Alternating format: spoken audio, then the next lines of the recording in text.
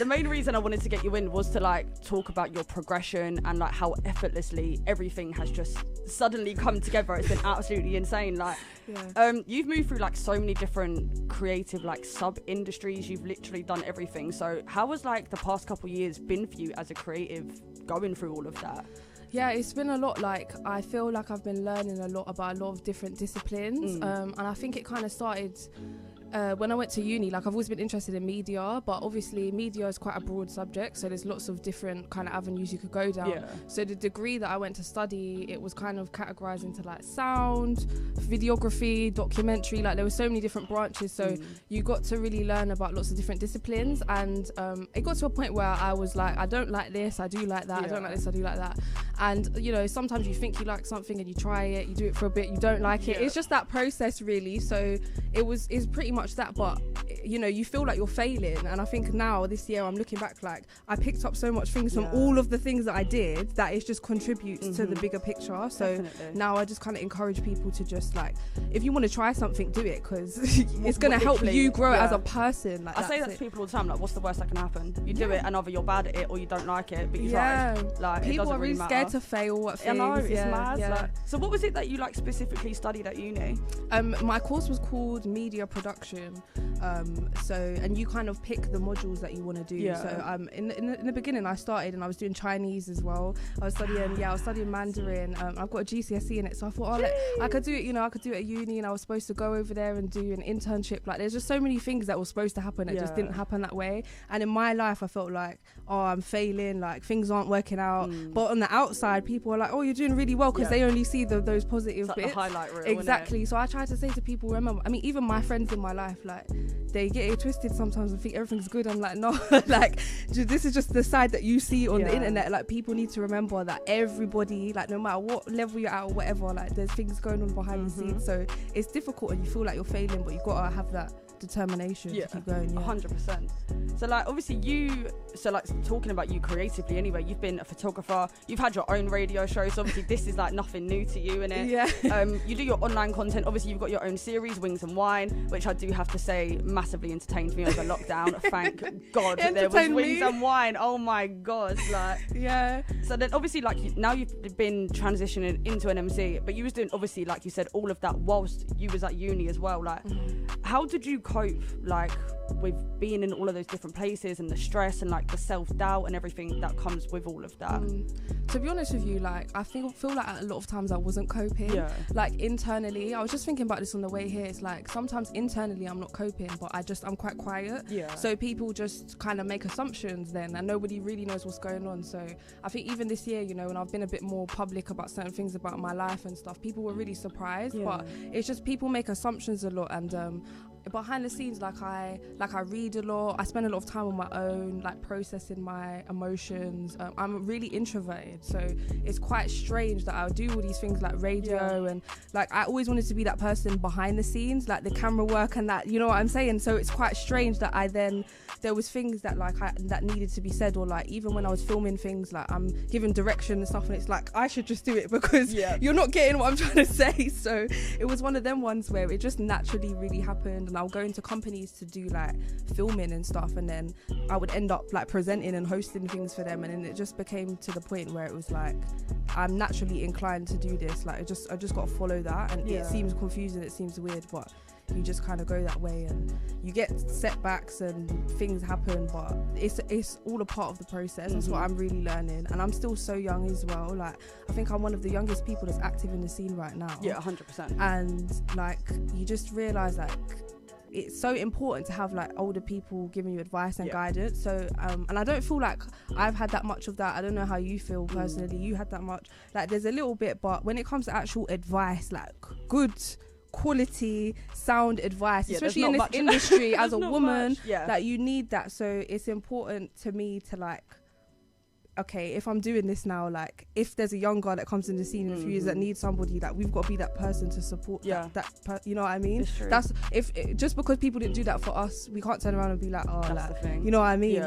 Like we're building a community, so that's kind of my vision and standpoint on the whole thing. So like, where do you see yourself going with that? Do you see yourself becoming like a mentor in the scene, or like someone that, I suppose, like especially with like content creation, like I wrote like a blog on PRS, like do you see yourself becoming like someone who can train youngers in the scene or like give them advice? Or well, I hope to just make myself known to be a person, like if you need something or you need help, then I'm here, you know, like I've got all these skills, like photography is everything, like I like to be helpful, and at certain points that's kind of not been a good thing because people take advantage of you, but at the same time I'm not going to let that put me off from helping people, because you know, like if you need a picture, it's going to take me, you don't have to go and pay someone like £100 to go get your pressure, because we're in this little scene and community together, like we can help each other out, you know. So even when I used to do the camera work, I used to get a lot of bookings because my prices were low, because I come from the ends, I know how it is, like we need pictures, we need press shots, but you know, none of us have got any money. We ain't all got a bill to throw out on a picture, you know what I'm saying? Very true. So at the end of the day, it's just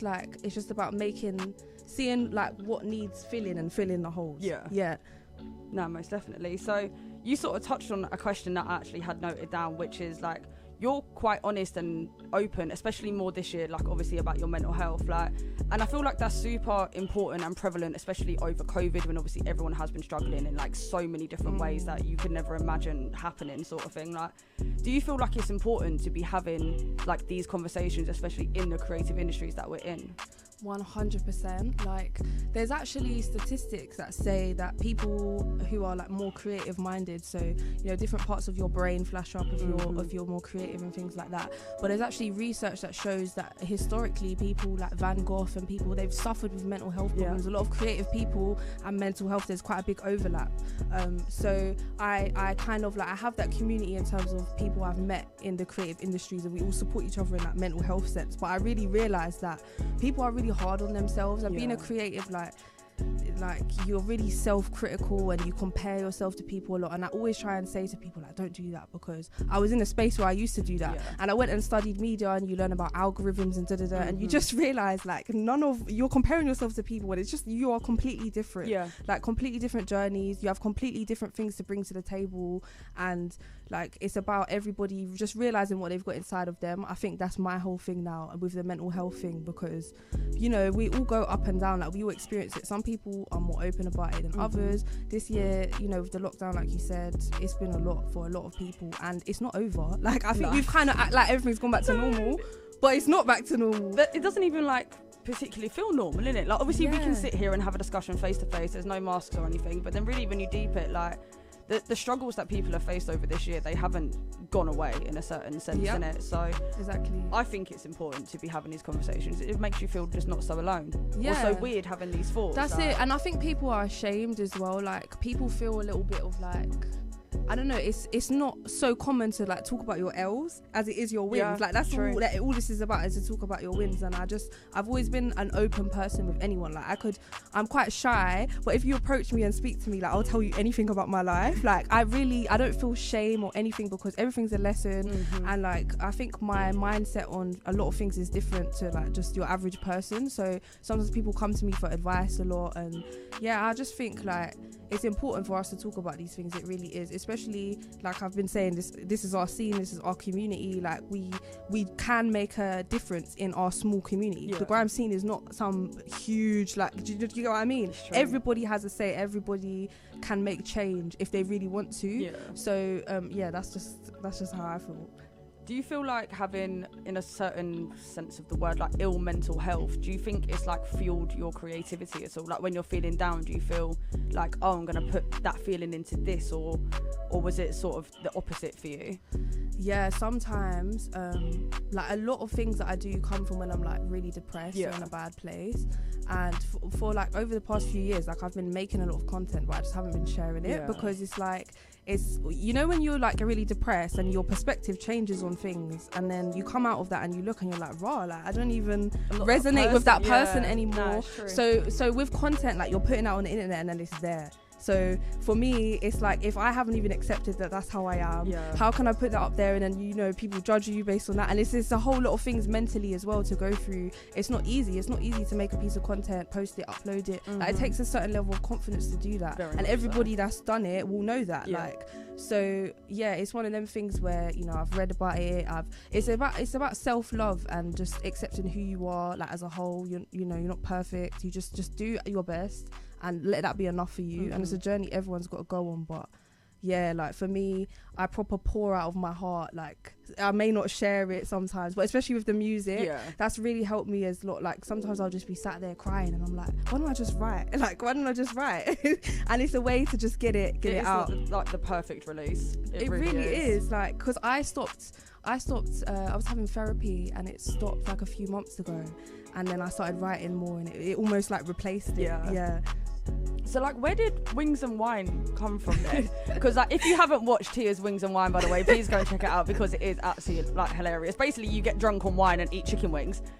Which, like, where did that, because it's so, like, light-hearted and it's so, like, wholesome and lovely to watch, like, and obviously that came out of, like, a really horrible time. So did you feel like it was, like, was it purposeful to make something that was happy in a happy time? For sure. Like, I was, at the time, I was filming, like, kind of like a daily diary almost of, like, what I was going through lockdown, and it was really sad and depressing, and, like, it was a lot of crying. Like, I was on my own, like, I didn't really have anyone to even, like, go for walks with and stuff. So, you know, it was just a lot of, like, soul searching.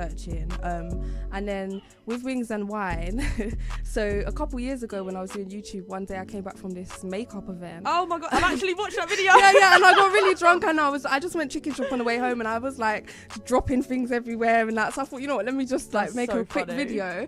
And I remember, like, when I posted it, thinking, like, this ain't gonna do well. Like, the first hour I was looking at the analytics, I was like, this ain't gonna do well. And then that's like my most viewed video that I've ever done. Mad. And people just really liked it, and it was just like, there was no thought behind it. It was literally just sit there and do nothing. And that's when I was like, you know what, like, Wings and Wine, I need something to do in lockdown. I'm just sat here pretty much just ordering Uber Eats and getting drunk anyway, so I may as well just, you know. That's so lit. And that's where it came from. And honestly, like, I kind of was just doing it for fun, and I haven't posted in a couple of months, and people always ask me about it. Like, they want it, like, people want to see it. So I'm like, sometimes I'll be eating wings and drinking wine thinking I should be filming right now. No, I'm just chilling. But, you know, life's got to be lived as well. So. Well, if there's any, like, wine companies or, like, chicken wing shops that want to sponsor someone, then I can point you in the direction of someone. Come on, Morley, sponsor me, man. It's like, come on. Everyone calls out people that they want to sponsor them on my show. I love it. Like, also Red Bull, if you're listening, like, hit up the girl, man. I can vouch for that one. Come on, man. Right, I'm going to get into some music bits of you, but before that, I'm actually going to play one of your songs. Yes. Have the songs that you sent me, have they been played anywhere? Like Bart, Spyro? No, Tia's Talking has been played, but the other one is a complete, like, You're the First. Oh my God. Yes. Right. If you're listening to the Fat Steve show tonight, you are getting a Tia Talks exclusive, and that is actually the one that I'm going to play for you right now. This one, is it coming out soon, or is it just... Yeah, like New Year. Yeah. Oh, see, I got it early. Right, we're just going to get straight into this one. This one is called Level 60. Woo! So that there was exclusive Tia Talks, and if you have just locked in, then you were locked into the Fat Steve show on Reprezent Radio 107.3. I'm Miz, and I'm inside with Tia Talks. So talk to me about that one, because it is exclusive. Like, who produced it? What was the concept? Where did it come from? Honestly, Level 60, so Lazy produced that one.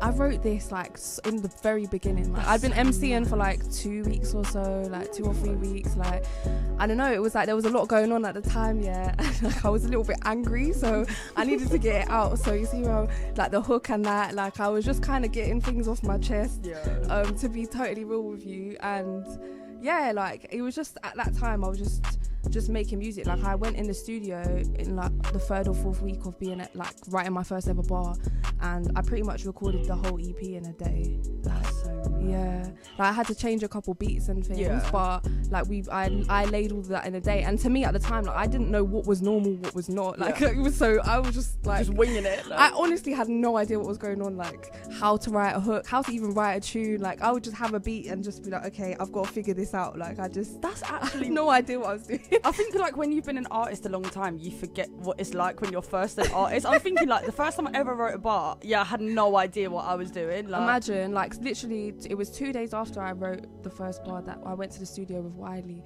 and I literally, like, when I tell you my heart was like, like, you just think this is some joke thing, that everyone's just trying to be friendly, like gas me up. Like, I had no idea what was going on. That's actually insane. When I first started spitting, when I was in the studio, I used to make everyone leave the room. Oh my gosh, I was just about to say, Wiley had to make everybody leave the studio. Everyone leave. You know, loads of people was up at the Igloo. I said to him, I can't. And it was packed them times as well. That I you said, was there. I can't. Like, when I tell you, I was like, I can't do it. Please make everyone leave.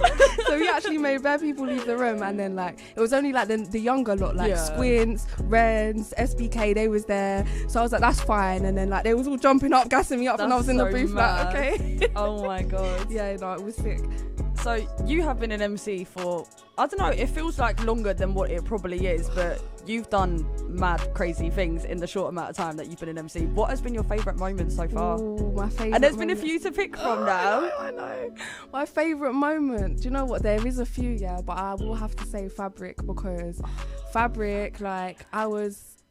Like, first of all, we performed first. So me and J.O.Z, we was the first set. So I did that, and that was my first ever performance. That's and I was really, because obviously I started MCing during lockdown. Yeah. So I was like, cool, I don't even have to like go on stage yet. Like, I've got time to Imagine see what Fabric this is. being your first performance. I know. So I've gone on that Fabric, and like the first set, like it went well and that.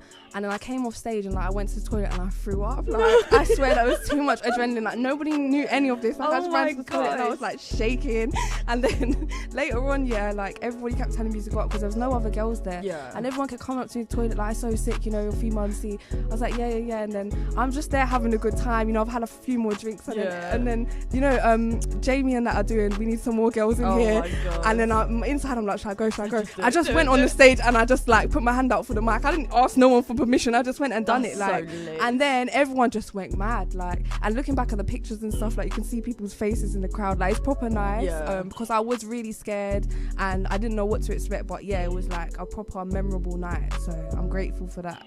Right, so if that's number one, and that is a very solid number one, give me your top 3 favourite moments so far. So that's number 1. What's number 2? Number 2, there was a time I was at the Igloo in the very, very early days, and like this was literally, when I tell you early days, like within a week or 2, like, and when people was first starting going there, and everyone was like trying to get me to be a bit more confident and like spit in front of people and that. So I was there like doing my bars, and then there's a video and like everyone just puts their head out, and like you can just see everyone in the video come around the corner like, bro, is that Tio? Like, what? and like them moments, and just being around everyone. Like, I was around with the new gen lot, like seeing everyone in the studio and their like creative energy, and kind of, because I've been in studio environments before, but if I be real, like I was never paying attention, because I never would have thought like I would have any involvement in that side of the business at all. So I was just there to chill, catch a vibe. So now I'm in the studio and I'm looking at how these lot are making their art and how everyone's bouncing off each other, and you know how things are structured. I remember I walked in to record Tia's Talking with SBK for the first time, to just like see how it would sound, and I was like, can I record it in parts, like, because I kept running out of breath, like I couldn't breathe, and like at one point I was in the studio and like I ran out of breath and like almost had a panic attack because I just like I couldn't breathe, and there was so much going on and I didn't know what I was doing. But then like fast forward to now, my confidence is just way up. So that would be number 2. And then number 3, do you know what? Maybe the other day I performed at Mean Streets. You did? Yeah, that was great. The footage from that, again, head over to Tia's Instagram, because the footage is crazy, and plus your outfit. Oh my gosh, I was so cold. Don't, honestly. I looked and I thought, that's a really nice skirt. Like, I like that, and you know there was a tube strike that day, so I had to go some long way to Peckham. I was freezing. In Peckham as well. Yeah, I was freezing. Like, it was raining. It was a lot, but you know, I was like, you know, like I want to wear this. I'm getting better at just expressing myself. Like 100%. Usually I just kind of chill at home in a tracksuit. I'm just a very chilled person, so I think people just kind of expect one thing, and then I just like to, when I'm going out, just dress up, and just, it's almost like Tia talks as a different person in some ways. But like, it does become that, especially when you're an artist. To say, like, for example, I work a very normal job. When I'm at like radio or like performing whatever, I am not that person at my job, in it. So like it does, your artist persona becomes a whole different side of you. Which is nice sometimes, because then you can do whatever you want. It is nice. Like back in the day, my friends used to call me Tia Maria, and I used to joke like Tia Maria was like my alter ego. You know, like I always had this alter ego thing going on, because there's so many different like sides to me. Like sometimes I can be really like angry and temperamental, and then other times I'm really chilled and relaxed or quiet. Sometimes I'm really loud. Like, it's just, you just don't know what you're gonna get. So yeah, I kind of like that idea of like saying, okay, Tia Talks is that version of me where I feel like confident, empowered. Like, it's not the me that's at home like stuck in my head or like doubting myself. It's like, yeah, it's changed a lot for me, to be honest. Like the MCN thing, like looking back this time last year to now, like my confidence has massively grown, like my sense of self-worth, and just like knowing like, okay, I've got something that I bring to the table, like, and just seeing then seeing that in everybody else. You know what I mean? Yeah. Nah, it's nice, man. That is, it's like, it's quite pleasing to hear from someone who's like sort of in a sense only just come into the scene, and it's nice, and it's been like you're enjoying yourself, innit? Like, especially as being a female in the scene, like the stages that you've touched and like the sets and everything that you've done, you're just like, go on, girl. Like, you watch it, you're like, go on, girl. Like. That's it. I'm like, it's you know, it's hard. It is hard being a woman in the scene, and like, this is what I'm saying. Even Fabric, like, I wasn't booked. Like, Josie was like, you know, roll up with me, and then I was like, cool, I can just do a little practice, like, you know. Shouts Jay. And then obviously I went, Josie is sick. Like, she, you know, everybody around me just been pushing me out my comfort zone. Like, so many things I probably wouldn't have done if people were just saying do it. Like, even the Spyro set, So that was my first ever live set. I wasn't gonna go. I was gonna cancel.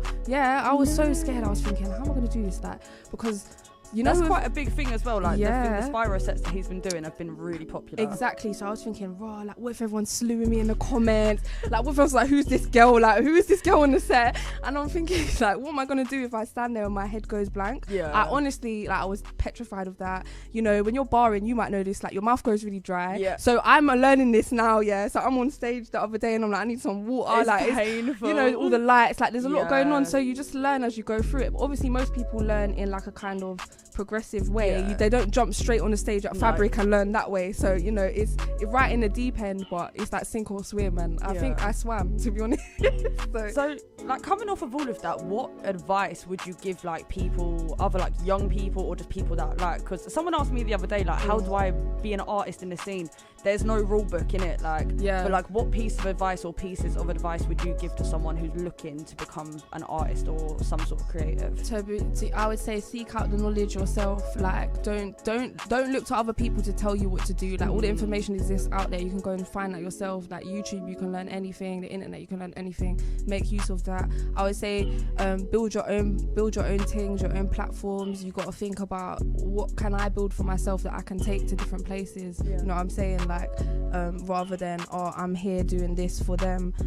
No, actually, this is my thing and I'm taking it here and providing this for them. You know what I mean? So then, you know, I would say just try and be as independent as you possibly can. I definitely think, you know, looking at the industry from outside and now coming in, I'm like, well, these things with the labels and this and that, like, it's interesting from the outside. So I would just say, just do and learn as much as you can on your own. Equip yourself with the information. You know, they say knowledge is power.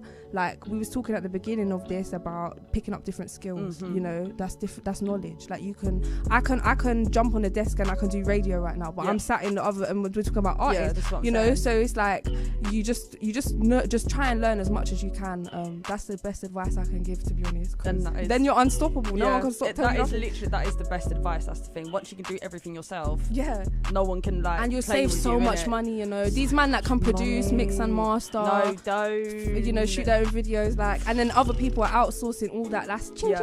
Like, realistically, it's how much time and effort you want to put in. Because like, if I had the piece, I would outsource everything in it. But I don't, so I'm gonna do everything myself, and it works just as well. That's it. And it's like, it would save you time. You know, like you say, you're working. Like, we're all doing. You know, there's other things that's going on. So it's a lot to take. Okay, I'm in this. I'm gonna take on all this responsibility and do all this graft myself. And this is the part I don't like, when people overlook, because that's a lot of stuff to do. You know, even just doing video work on its own, radio on its own, like artist on its own, like all of them things, they take so much of your time. So imagine all of them in one now, and like, you know, it's a lot. And I don't think enough people get their kind of pats on the back, or even give themselves the credit that they deserve. Like, allow yourself to rest is part of the process. Do you know what I'm saying?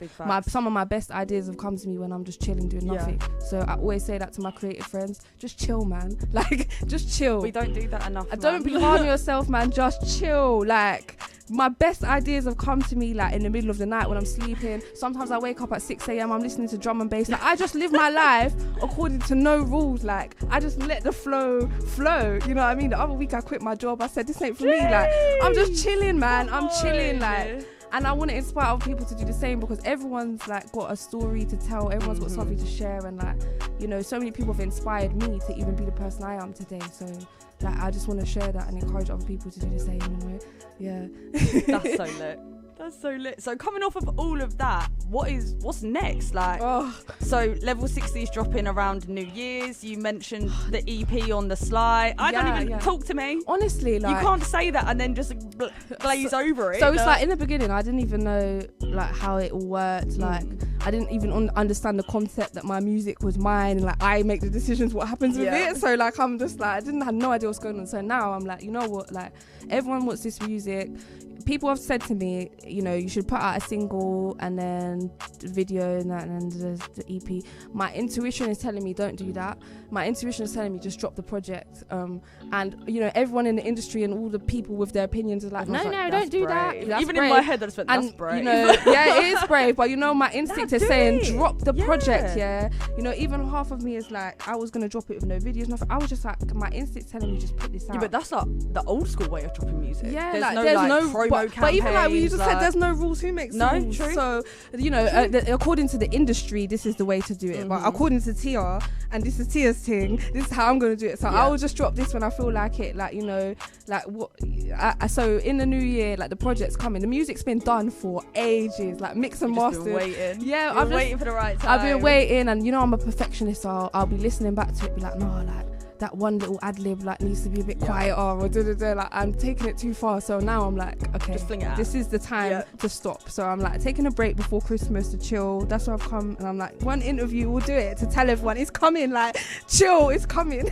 I'm so gassed. My show, you know. Yeah, so Miss got the exclusive. Like, you know, that's it. We all gotta like, you know, I rate your thing highly, man. Like you're doing that, and like I said, I know what goes into doing so many different things. Yeah. So I always like have to give people their flowers.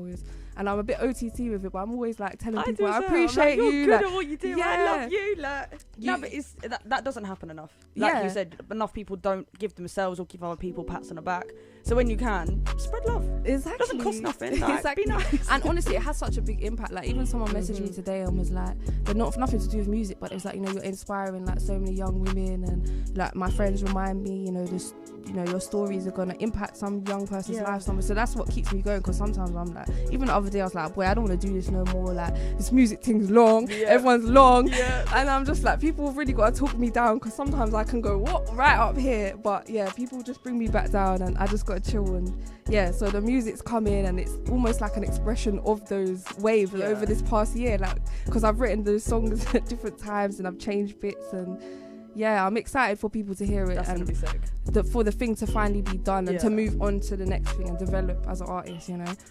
Do you have any ideas of what the next thing is going to be? Are you going to be dropping videos, or are you just going to fling it out and see what happens? And I think I want to do videos for sure, for like 2 of them. I'm probably going to do 2 videos, and then the next project, I was thinking about it because I've just been chilling, writing. I had no internet the past couple of days. I've written bare bars. So I was looking at my notes. I was like, I've probably got the whole next project written already. So I could probably record that in a day or 2, and then that could be done with the whole thing. Could probably be done within a week or 2, like videos, everything. Because I'm doing everything myself. We're going to be getting tier projects every month for this, honestly, right? the work rate's like, oh my lord. And I'm just like living my best life, and you know, like I said, my thing's about building community. So I want to make sure I've got the right people around me, that I'm giving my energy out to the people that deserve it, you know, and the people that have been with me before I was doing all of this. And you know what I mean? Like someone like you've always shown love from the beginning, and now we're here. So it's like that full circle business. Yeah. It's full circle of a lot of things. So it's just I like just real people, man. Like I don't actually care who anybody is in the industry. Like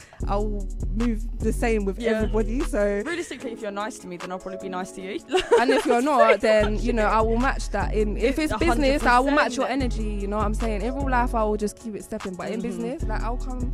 You know, someone said to me the other day, it's nothing personal, and I said, and it's nothing personal on my behalf either. So you know what I'm saying? You gotta keep it like that. That is business, man. Right, before we finish up and we get into the second track of yours that I'm playing tonight, do you have any shout outs, and what are your socials for people to keep up to date? I want to say shout out Lazu for producing Level 60. Jeez. Shout out Jams. Jams has been like my right hand man through this project. He's produced a lot of songs on it, and yeah, just helped me learn like what is even going on with everything. Like, so I was asking him questions like, you know, can a verse be 24 bars? But yeah, shout out myself for like this year, because it's been a lot. I'm still here. Yeah, I rate that for myself because I wanted to quit enough times. I'm doing it. I'm proper in this thing. And my socials, you can find me at tiatalks.tv on most things, to be honest. YouTube, Instagram, Twitter, yeah, TikTok. I was gonna say, are you on the TikTok? I'm on the TikTok, so I'm learning how to use it. It's painful. It's a lot of effort that goes into one, and the video, like the outtakes of me in my room doing silly things, but it is fun though. It is good. Yeah. Make sure you follow Tia on the TikTok. Yeah, I like that. Oh my gosh, honestly, yeah, it's fun. Right, so the next song I'm going to get into tonight is one that you might have heard on BBC One Extra by Sir Spyro himself. I'm quite honoured to be playing this after someone like that. Has anyone else played it apart from Spyro? No. Oh my... See, right, me... The price has gone up. Price has gone up, right. Price just went up, but talk to me nice. That was like the perfect fit. No, right, no, I'm not even going to speak no more. Right, we're going to get into this one playing for you right now. This one is Tia Talks with Tia's Talking.